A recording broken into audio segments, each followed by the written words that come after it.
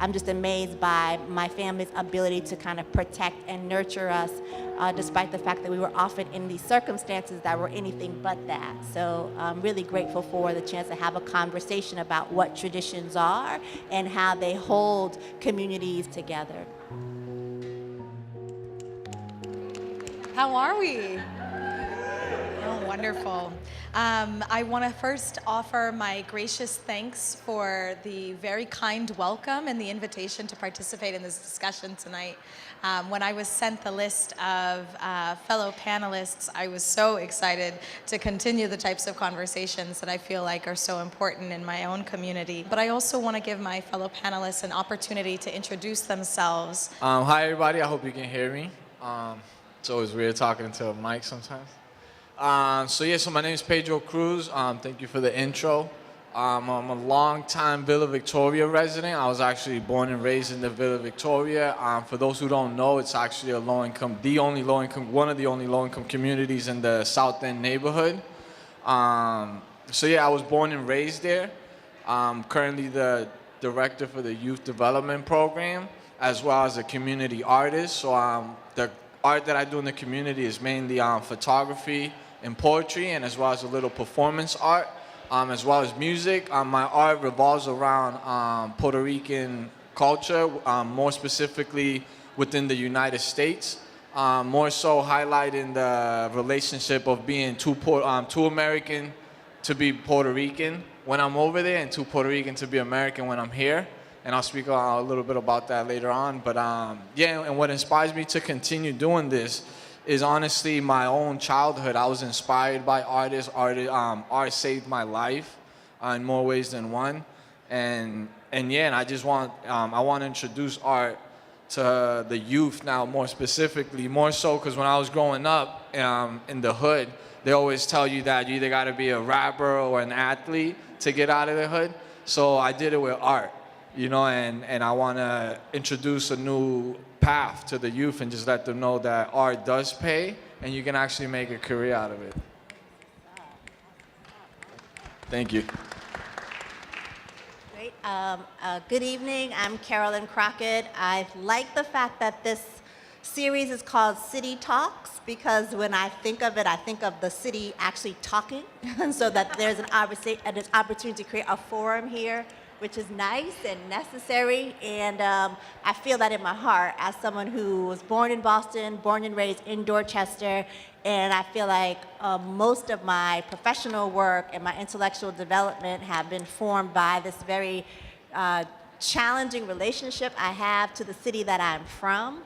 And so for folks who have grown up here, I think the challenges around how do you connect yourself or feel connected to or included in the larger city of Boston. So as a neighborhood kid, as a black kid, as a kid whose family is from West Virginia, as a migrant family trying to understand how to take root in the industrial north and make that make sense for us has been really a challenge. And so a lot of my work is around migrations, micro-migrations across cities, city formations, how community organizing as a source of knowledge is a way that communities can reproduce themselves through their histories, through their actions, and through their right to be in place. So really wonderful to be here. I sit on the faculty at MIT in the Department of Urban Studies and Planning, and I really think a lot about, again, movement making and building as a way to create cities that are more equitable and just, and that's not a new conversation.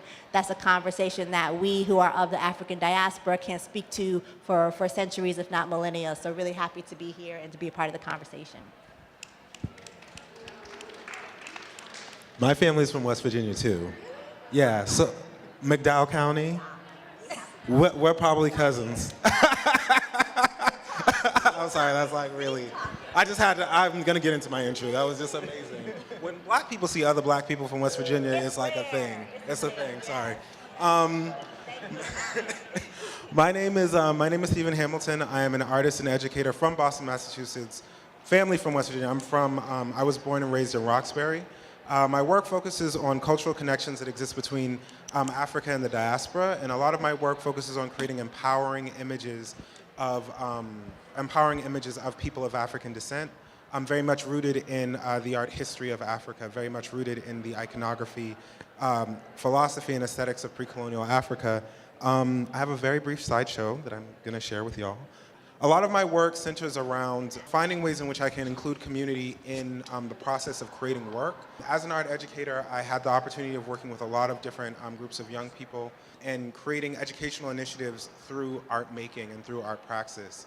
So a lot of my work features young people who I've worked with and taught in creating a material which teaches about pre-colonial Africa, which teaches about African art and spirituality through means in which they can be accessible to young people.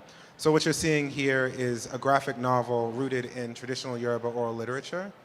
And each of the models for the characters for the Orisha of the Yoruba religion are students from Boston and students that I had the privilege of teaching.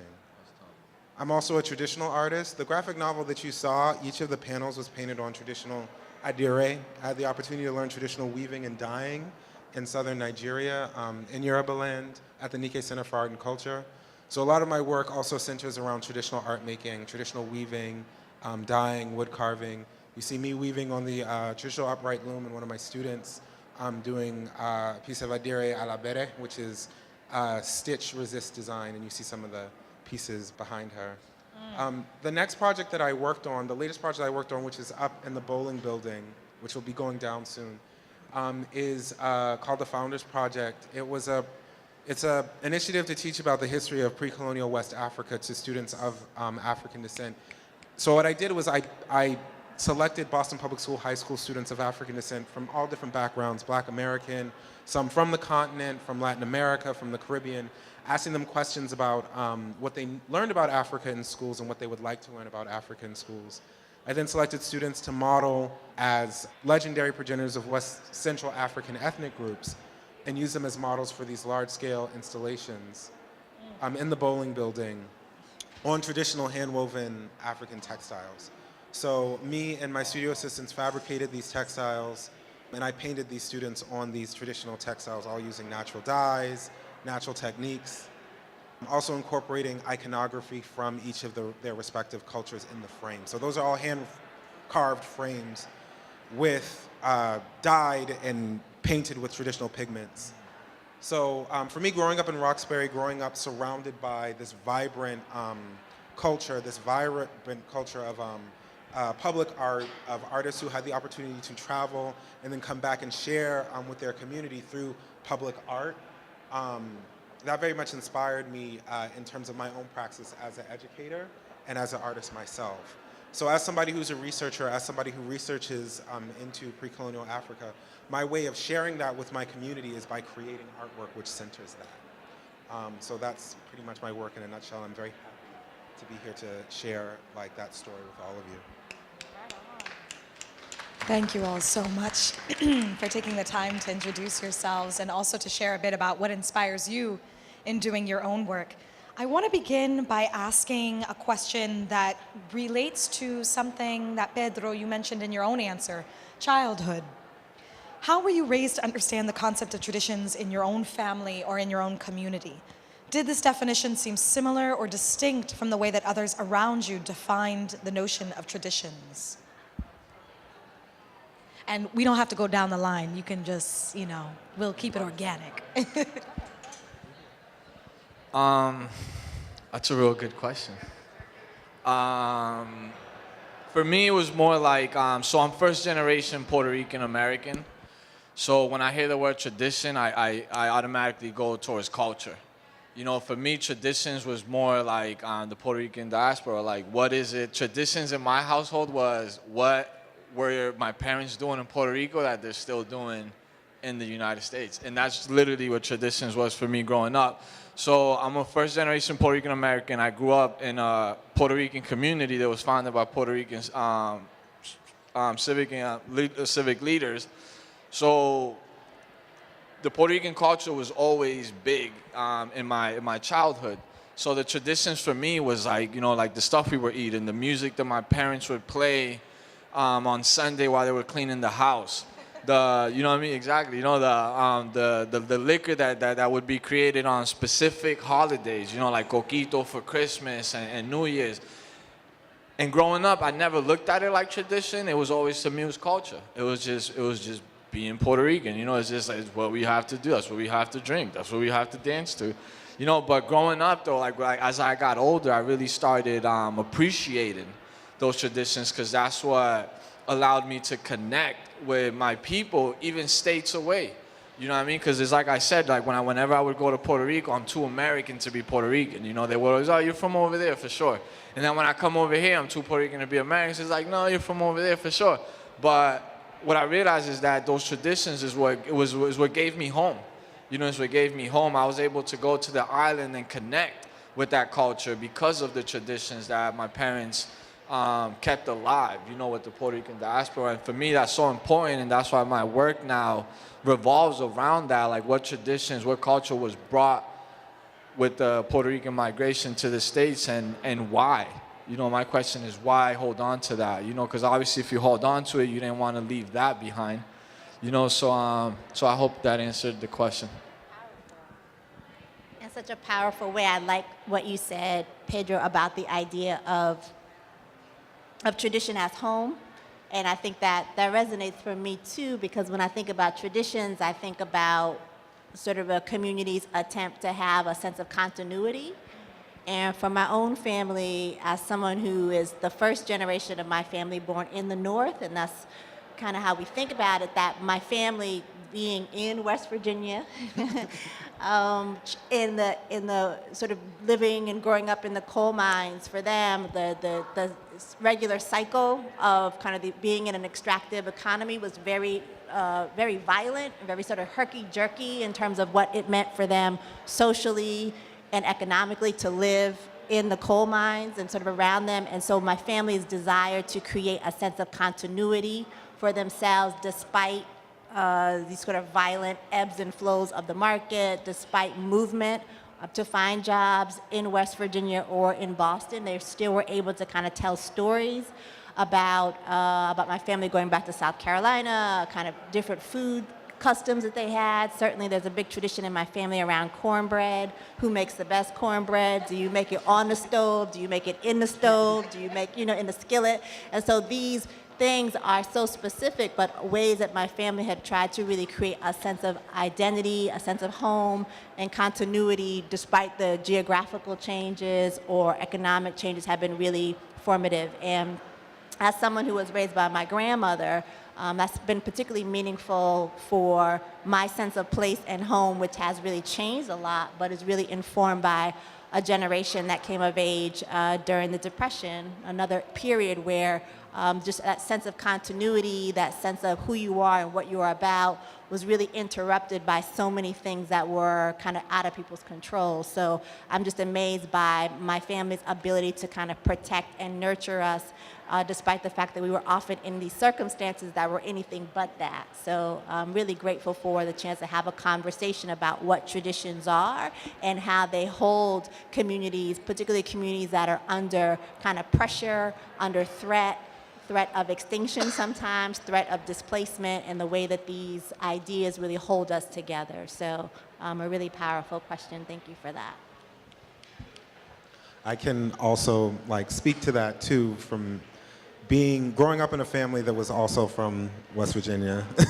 My great-grandmother and my grandmother and my grandmother's sisters were all very close. So I grew up in a massive extended family. So my great aunts were like my other grandmothers, and my great uncles were like my other grandfathers, and we would all be over my great grandparents' house, and there'd be like 100 of us there.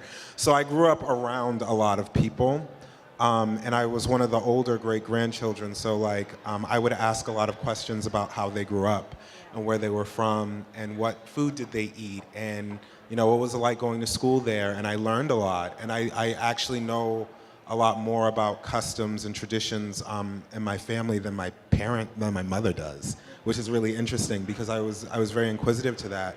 So I think back on how that impacts a lot of the work that I do. So being also a textile artist, I sew, and I know how to sew because my grandmother taught me how to sew.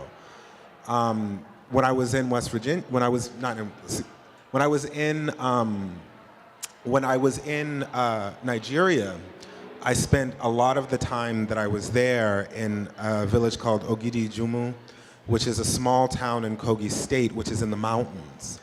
And where my family's from in West Virginia, they live in the mountains. They're from Gary and North Fork, West Virginia, which is in McDowell County. It's like right in the mountains.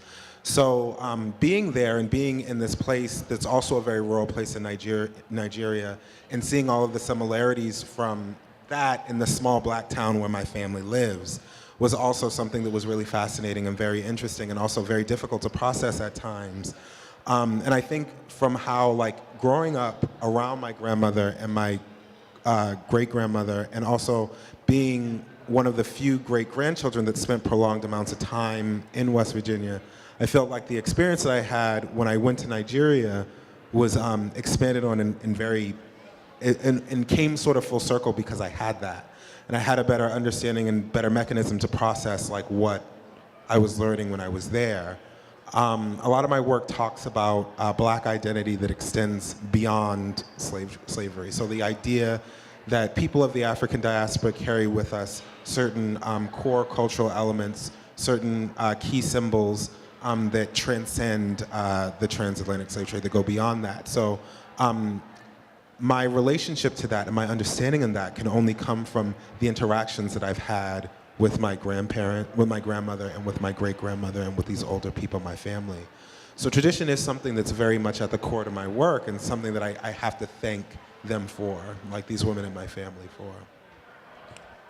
Thank you so much.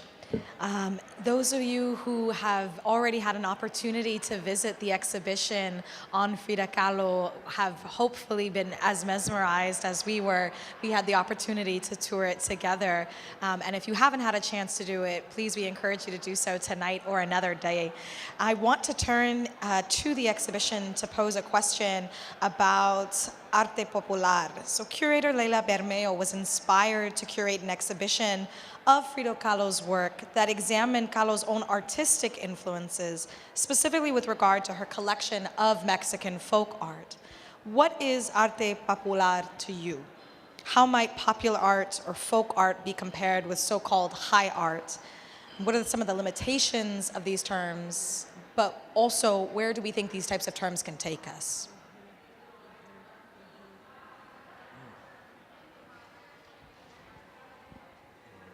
Yeah, I think a lot, I kind of get troubled by this notion of high and low art a lot without trying to really interrogate what these terms mean in general, and certainly in the context of Arte Popular. And so the question for me is around how circulation strategies for customs and culture, and how do you get to circulate your culture, or for me, even your survival strategies, when the formal institutions, whether they are colonial institutions or sort of the dominant social institutions, do not actually carry your traditions or your information or your culture. And so what are the strategies for people who are locked outside of these institutions? How do we actually share these stories and these strategies? And so Arte Popular, I feel like, is also another kind of insight into kind of how populations, again, who have been excluded, dismissed, or even under threat of extinction by death or violence, really trying to talk to itself.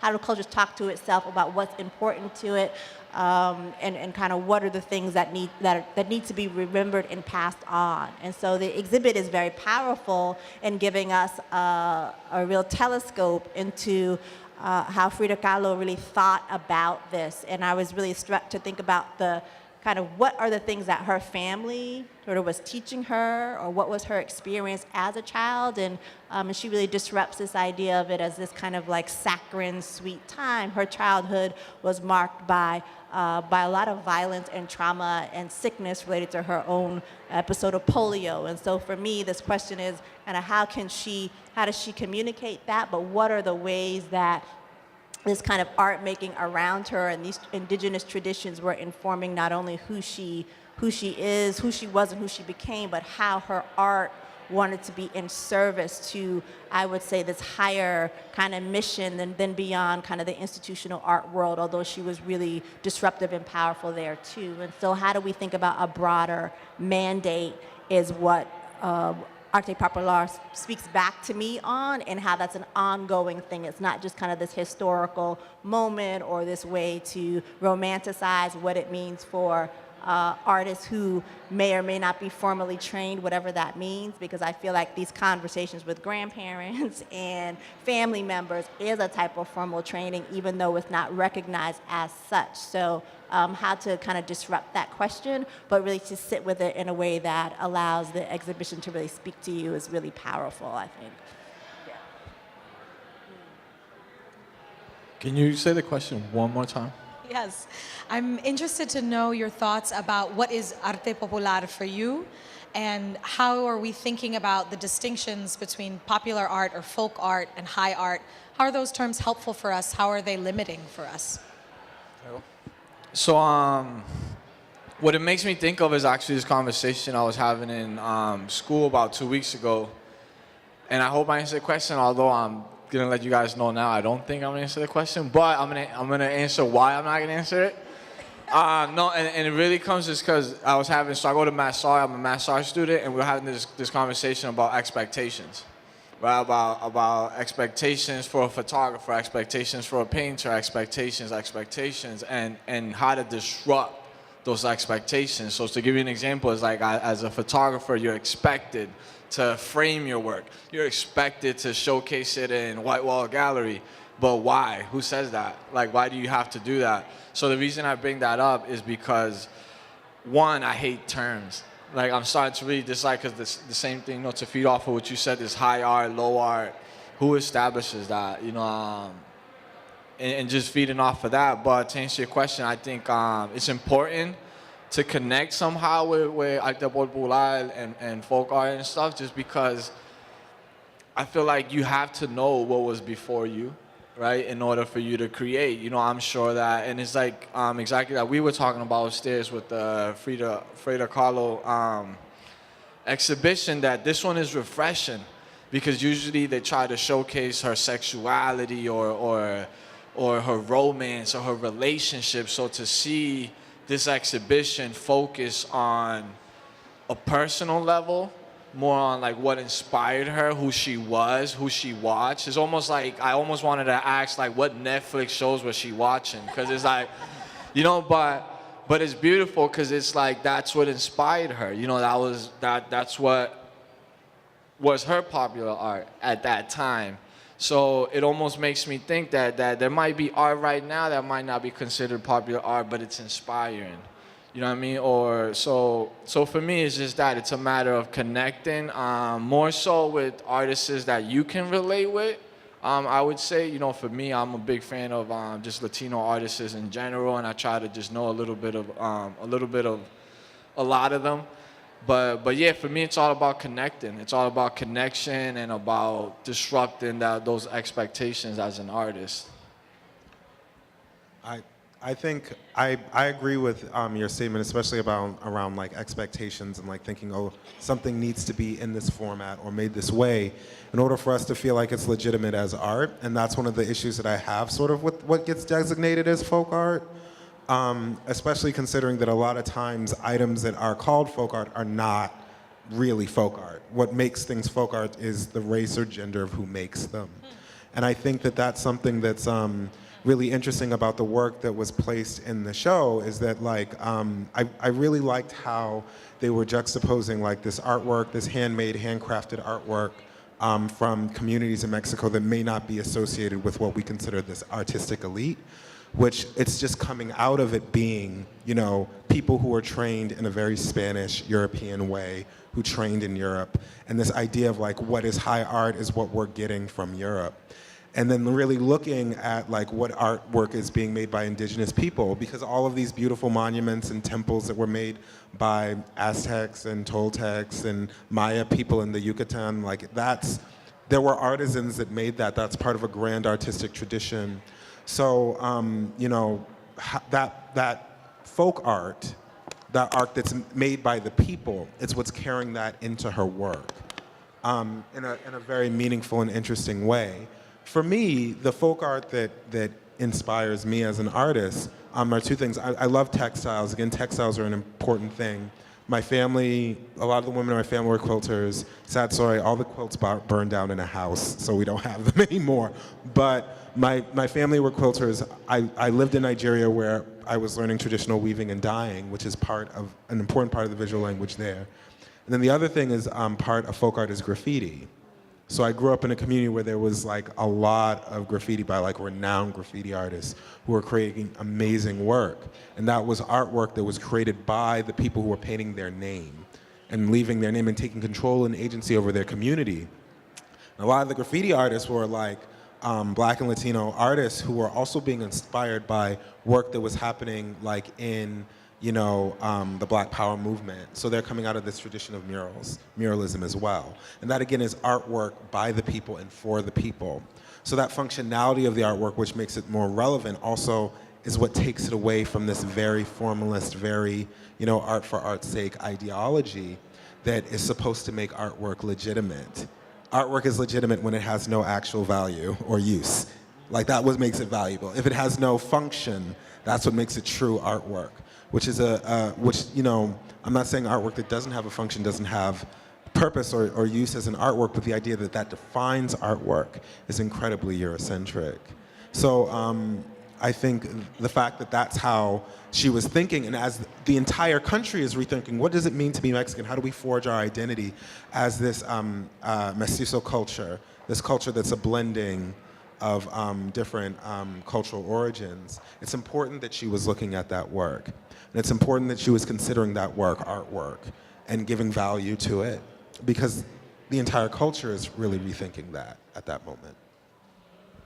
That's wonderful. I want to pick up on this theme that you've mentioned, Stephen, about various definitions that are culturally grounded of what is art and what is valuable art. I'm currently teaching a course right now at Boston College called Sacred Arts of the Black Atlantic. And one of the things, shout out to my students, one of the things that I think we've been trying to unpack and unlearn is the way in which we understand art to be something that is not utilitarian.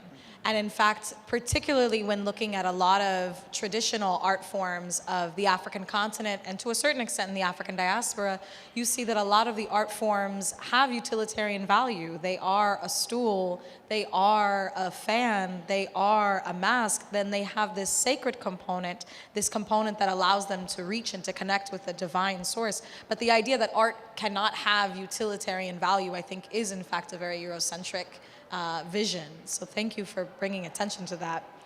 In the interest of time, I want to ask you one final question. We'll be swift yet meaningful in our responses.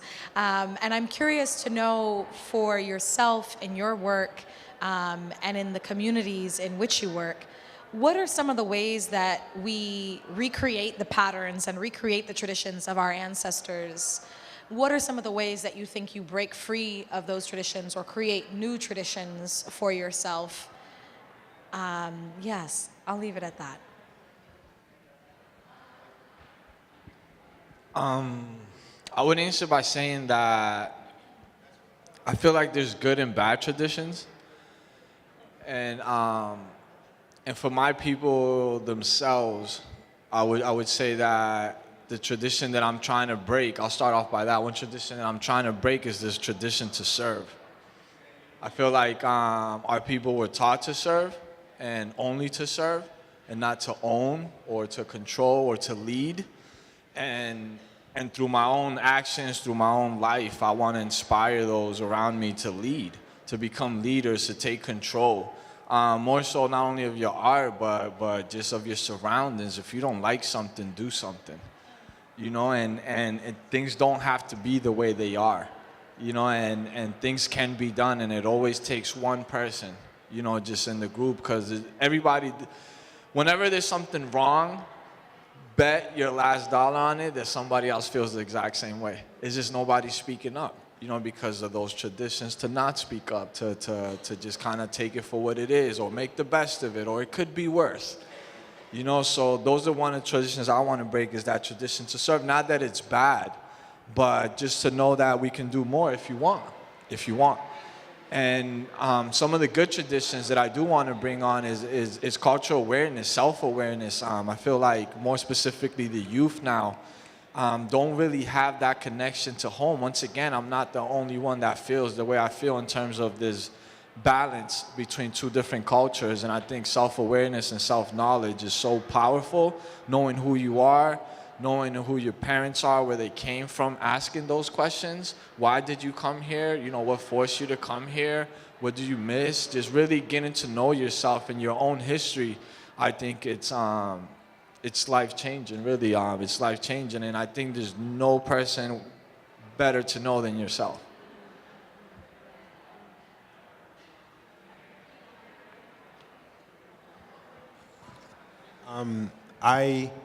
As somebody, I meld traditions a lot. So I'm a carver, I'm a weaver, I'm a dyer, I'm also a painter who works like with figurative painting.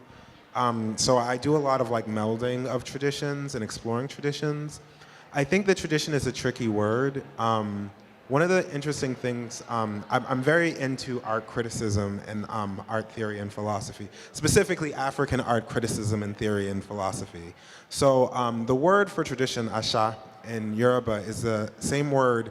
It literally means to discern or choose or to change. So like even the word for history means to illuminate. So itan means to illuminate or to open or spread light or to reveal.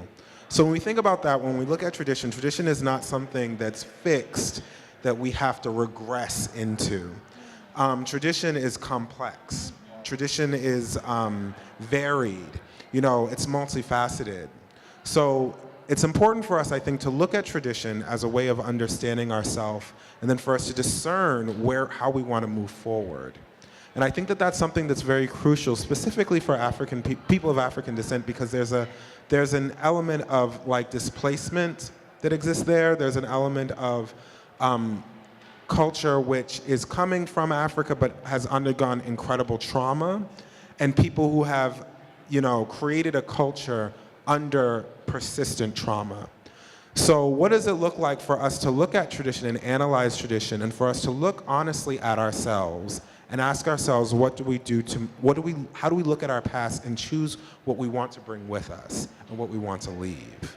You know, and I think that only comes from really looking at ourselves. And what does it mean to look at ourselves on our own terms, you know, through our own eyes?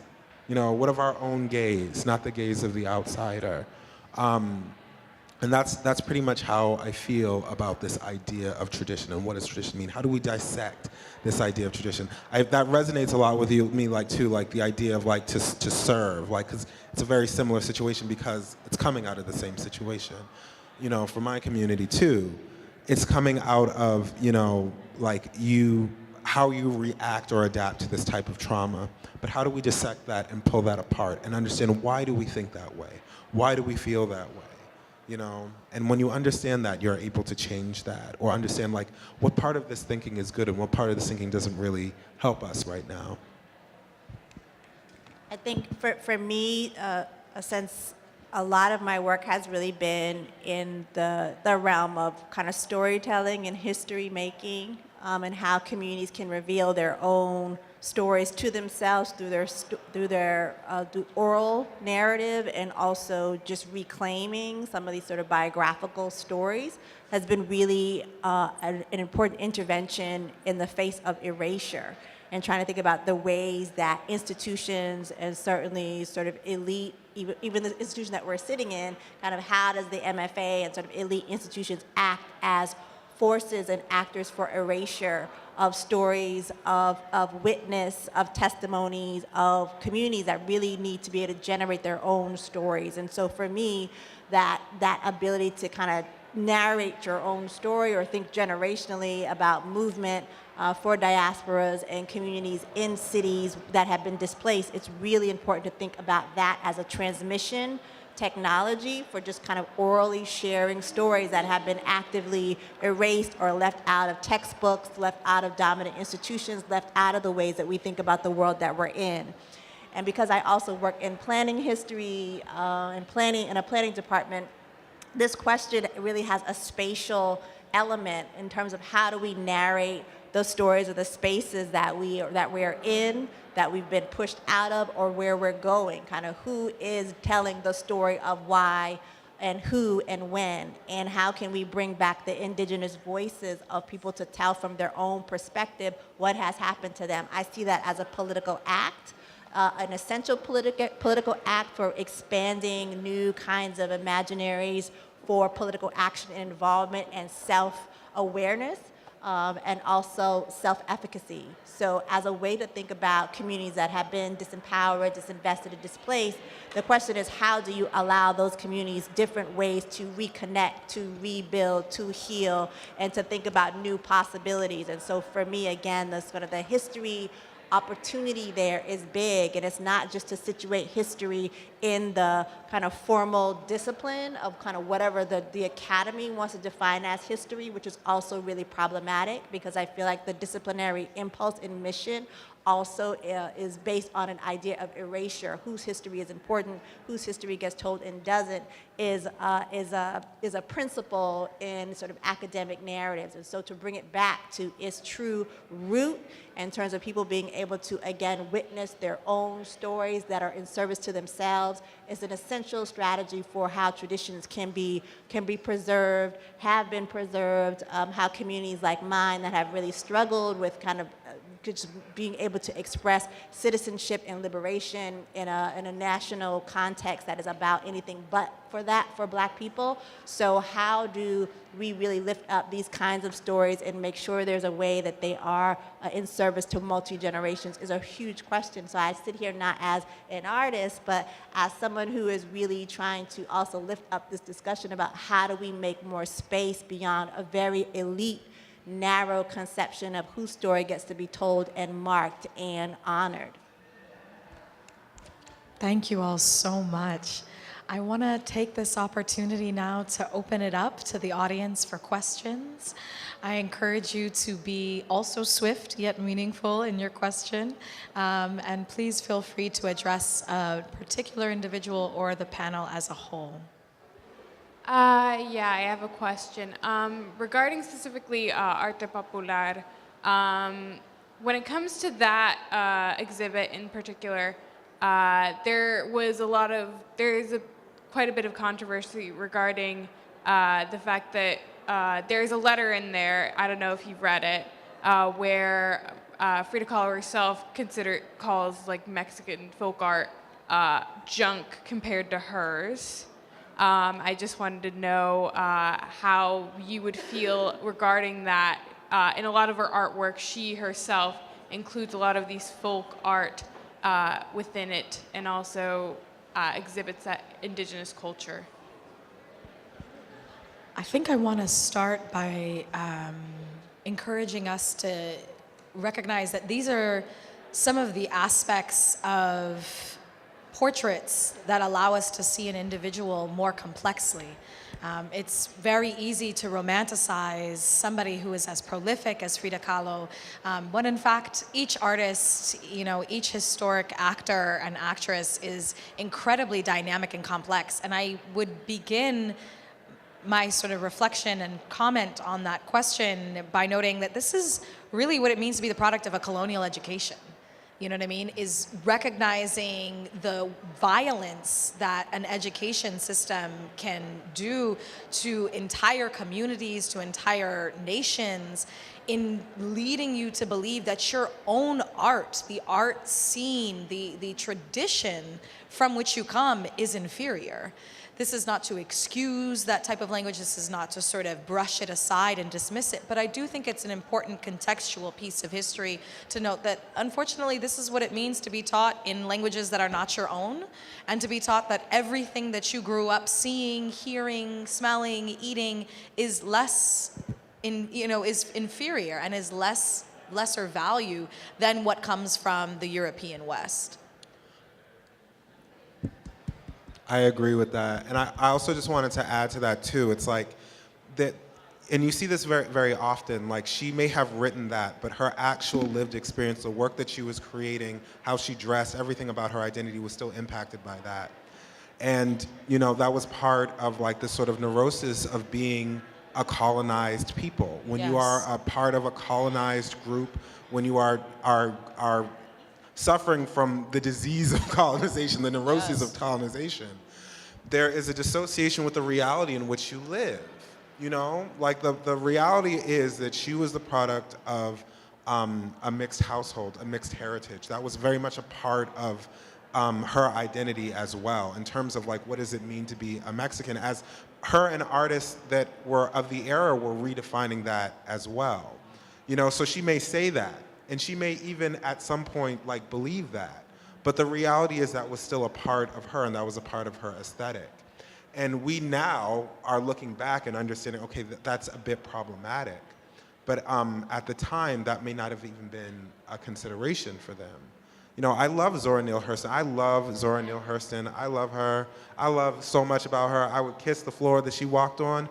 But Zora Neale Hurston wrote like some stuff that was very problematic sometimes. Like she also wrote, you know, slavery is over, and I'm thankful for the civilizing effect it's had on black people. She wrote that.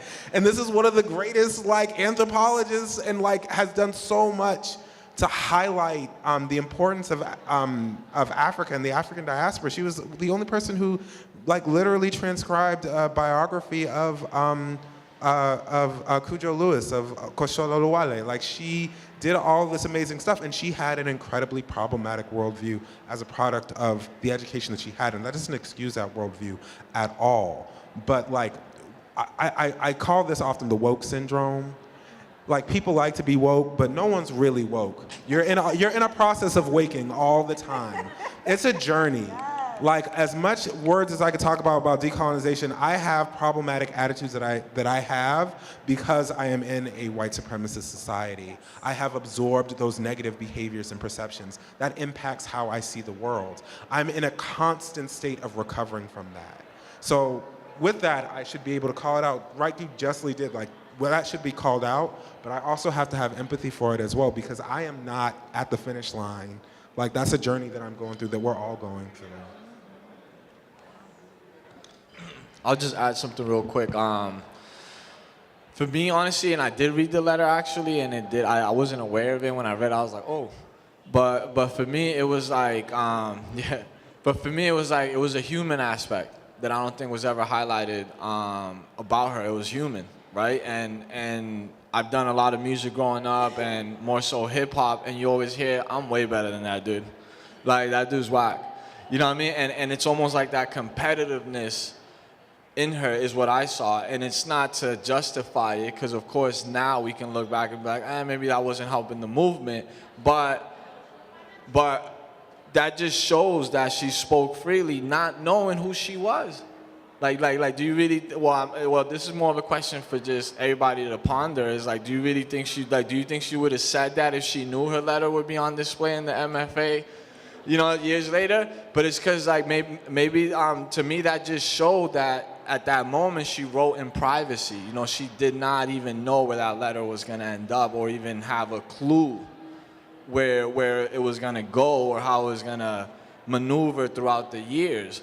But to me, like I said, it's more of a human aspect. It's more of that competitiveness at that time. I think what that shows me is that maybe she wasn't aware of all this injustice within the art world, and the differences between the cultures and the languages and the whole on a structural level. Yeah, and on a structural level. So for her, it was okay to compare and to say, yeah, my stuff is badass. You know, like, wait, compared to this other people. But like I said, I'm not justifying it, but to me, it was just a human aspect of her. You know, once again, it goes back to expectations. We're expecting her to be a certain way because she's this renowned artist, and God forbid she does this or say that, and it goes back to these expectations, when in reality, she's human. You know what I mean? And I think that letter was very much proof, and to me, it just shows that even you could have taught her something, you know? Thinking about our past histories, especially in the context of institutions and public space, I'm curious if any of you have had any thoughts on memorials. Memorials. Memorials. I'm curious about your thoughts on memorials. So sites of mourning, sites of honor, sites of remembrance. I actually want to jump on this one.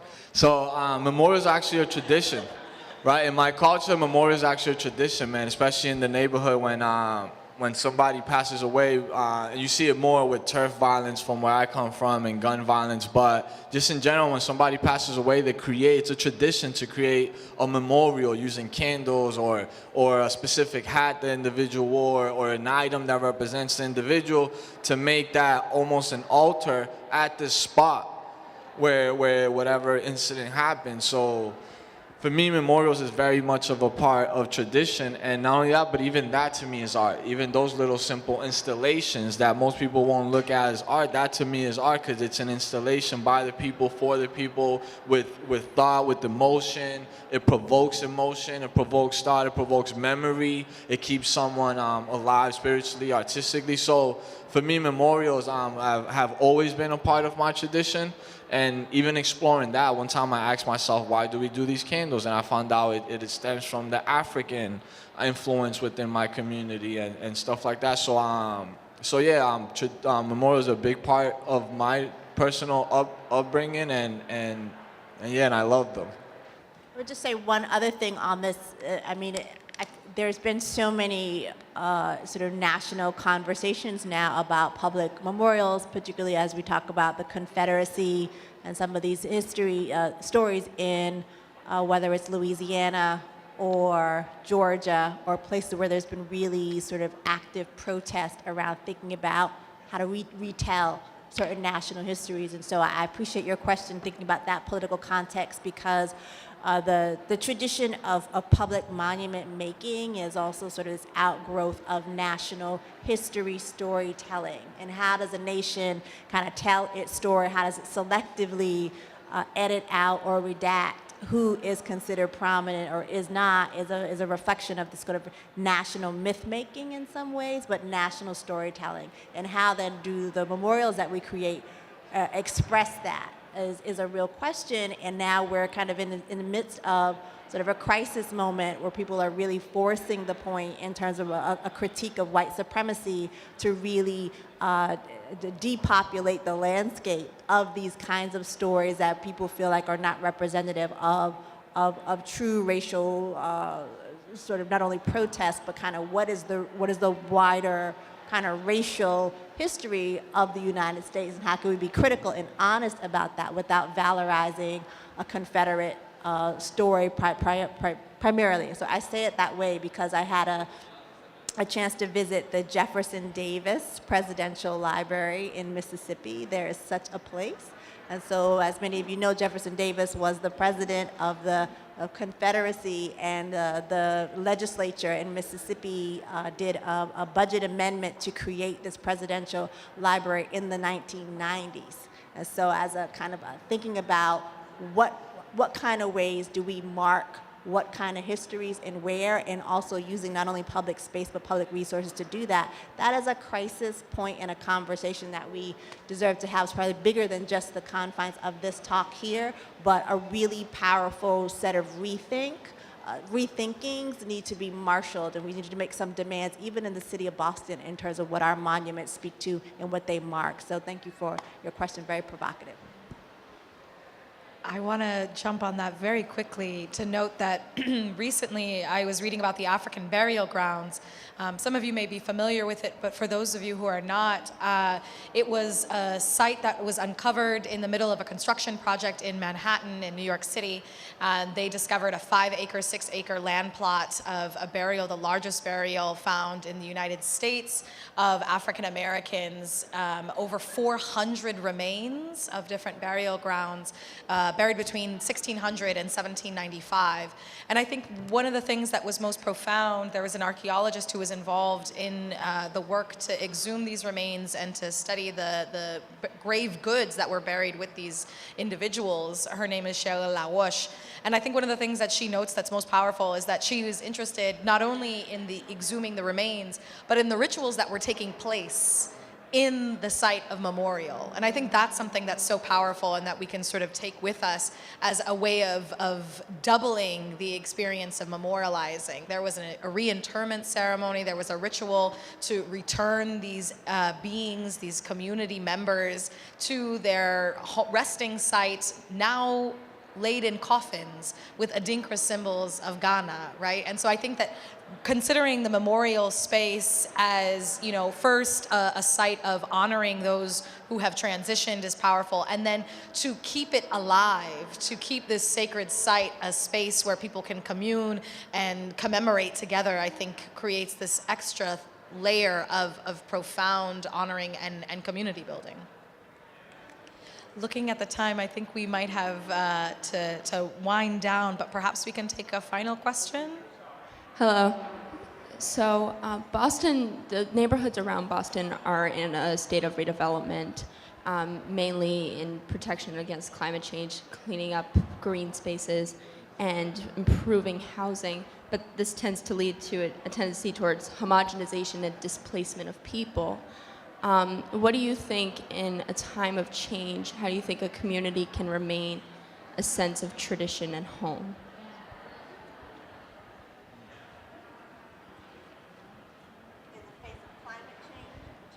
Yeah, so a lot of environmental changes, like changing energy use, improving green spaces, cleaning up water. All of this changes like the physical landscape of a community, but also brings in higher value pricings of properties and gentrification. I think a critical part of this is to bring communities under threat to the table. So I was at a public housing conference last weekend that was led by residents of public housing developments in the middle of the city, including Mildred Taylor, Whittier Street. Folks were there from Lenox, Camden, so on down the line. And one of the key questions that one of the resident organizers raised was how the Boston Housing Authority in particular was positioned and thinking about climate change and how to retrofit some of the public housing developments so that the housing could withstand particular shocks or changes to the city. And this was being led by residents. And so it was a powerful conversation because I think when we think about climate change or we think about kind of large scale pressures on cities, that we tend to default to elite institutions or policymakers or people in Washington, God help us, whoever. And so we have to be able to really reset these tables so that the folks who are in the crosshairs of climate change or even kind of these displacement, just movement around displacement, folks need to be sitting at the table to demand from agencies and other decision makers what the agenda is. And too often that is not the case. And so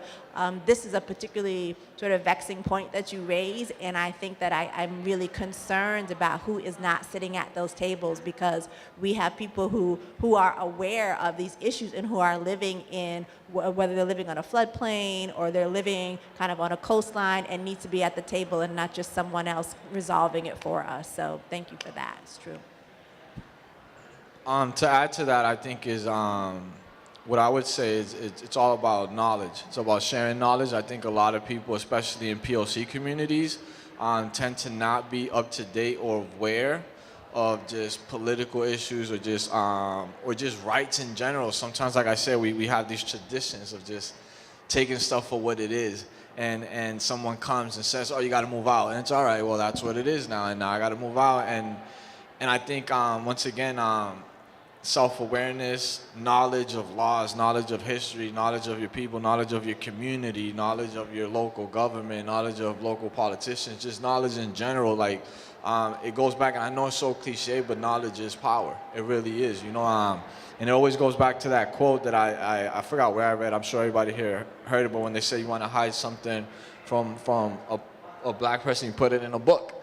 You know what I mean? And to me, that still stands today. I'm walking around with the book.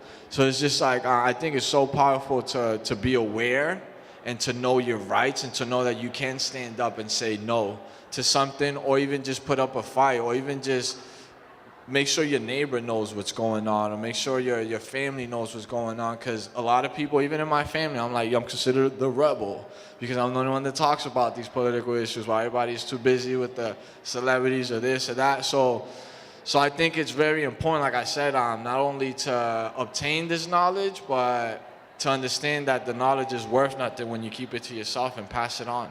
And I think, and to me, it just comes down to that, just to being aware. I think a lot of POC are just not aware of what's going on, and hence why some of them just might not care. I'll also note, with regards to thinking about environmentalism in particular, building upon what's been said, it's so important to recognize that indigenous communities of Africa, indigenous communities of the Caribbean, of Latin America, lived in a sustainable fashion, and that was reflected in a lot of their religious traditions. And so what it means to honor Oshun, spirit of the river, of fortune, of wealth, of abundance, is also to not disrespect water sources by polluting them. And that is important, because if you're making pilgrimage sites to Lourdes in France, which hundreds of millions of people have done, or you're making Oshun pilgrimage in Oshogbo in Nigeria, you need to make sure that those rivers are still around. And so I think it's important that, to build upon this notion of knowing ourselves, knowing our history. We were green before it was cool, because it's part of these indigenous traditions to be in conversation with these particular spirits of the land, of the mountain, of the sea, of the fresh water sources, of the forest, means that you need to honor it and respect it. And I think that's something that we could really benefit returning to. Any last words, Stephen? I'm looking at you. I think gentrification is like a really hot button issue, and it's also something that I care about as somebody who's from Boston, as a lot of us are from Boston.